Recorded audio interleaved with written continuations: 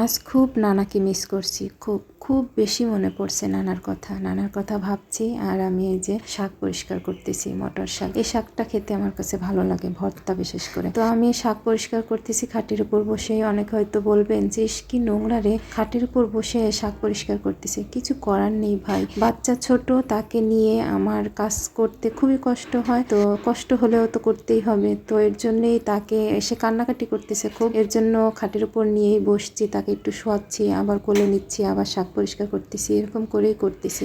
বড় মেয়েকেও পড়তে বসাইছি পাশেই। তো এরকম করে সন্ধ্যার সময় আমি বসছি, এখনো পারিনি শেষ করতে। এখন হচ্ছে 9টা বাজতে 2 মিনিট বাকি, তারপরও শেষ হচ্ছে না।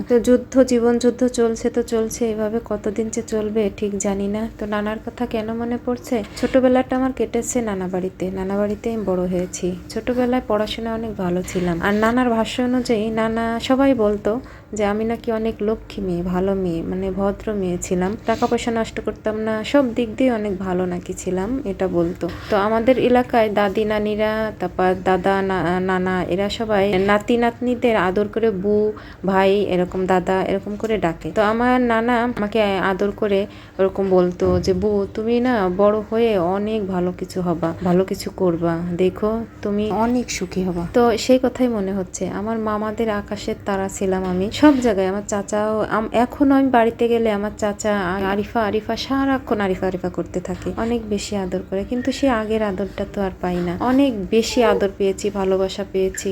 তো এখন না সেগুলা খুব মিস করি, যে সেই আদর ভালোবাসা কোথায় পালিয়ে গেছে, জানালার ফাঁকা দিয়ে না কোন জায়গা দিয়ে উড়ে যে চলে গেছে ঠিক খুঁজে পাই না। আমি সেটাই খুঁজি আর মনে মনে কষ্ট পাই। কষ্টগুলো বলার মতো কোথাও জায়গা নেই। আমার পৃথিবীতে আমি বড় একা, কেউ নাই এই পৃথিবীতে, আমার কেউ নাই, কিছু নাই। হয়তো সবাই আছে, কিন্তু আমার সেই ভালোবাসা, সেই আদর স্নেহ কিচ্ছুই আমি পাই না। এখন কোনো কিচ্ছুই পাই না, কারো কাছেই পাই না। আমার জীবন যুদ্ধ চালাতেই আমি শেষ। আর এই আদর ভালোবাসা কোথায় পাবো?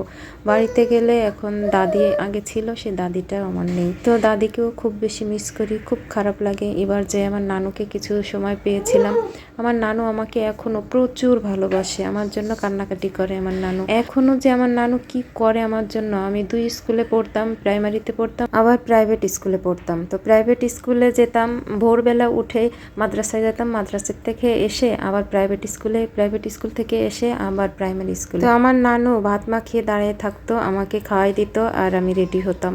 তো সেই দিনগুলোর কথা খুব মনে পড়ে, খুবই কষ্ট হয়। তো নানু এখনো আমাকে অনেক বেশি আদর করে, অনেক বেশি। বাড়িতে গিয়ে কিছুদিন নানুকে পেয়েছিলাম, সেই আগের মতো নানু পাগলামি করে, ভাত মাখায়, খাওয়াই দিতে যায়, আবার চুল আশ্রয় দেয়, আবার মাথায় তেল দিতে যায়। আমি আর ঘুম আসে না, আমাকে বলে কি তুমি ঘুমাও বউ, তুমি ঘুমাও, আমি তোমার মাথা বুলাই দিই, তুমি ঘুমাও, একটু ঘুমাও, ভালো লাগবে। অনেক যুদ্ধের পর তারপর অবশেষে এই যে কলাই শাক বাছা সম্পূর্ণ হলো।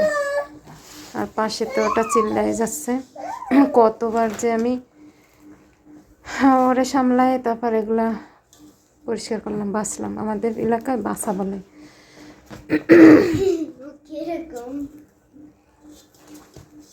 এখন রান্নার পালা। হ্যাঁ, এটা ভর্তা দিয়ে এখন রান্না করবো। খাবা না? তুমি না খাও, দুধ খাও, তরকারি আছে, এগুলো খাও।